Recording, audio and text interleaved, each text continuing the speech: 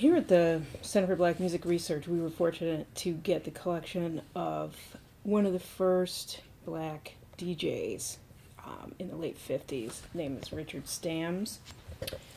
He had a persona, the crown prince of DJs, which was his character, and he tried to appeal to the black population here in Chicago.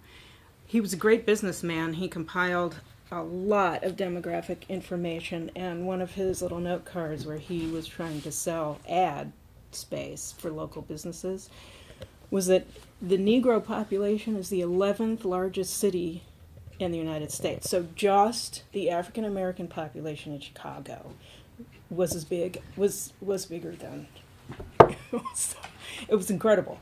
And this was part of the Great Migration, the great urbanization of African American people in this country. And what it did was it created a whole different culture, a way for culture to develop and to be spread in the community, and for music and other cultural forms like dance to be created, actually. It's like a crucible of creation. This was completely missed by the national record companies, which was an opportunity for the local businesses. So what you had was a pioneering DJ. His radio name was Al Benson. He was actually Arthur Leaner.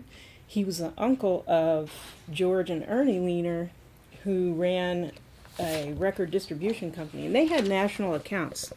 And then later, when the independent record business here in Chicago really took off, late 50s, early 60s, and then on through really mid-70s, they were here on the ground. They knew everybody knew everybody. It was a pretty tight-knit community. And when I read about some of the smaller labels and companies, it really was like a family.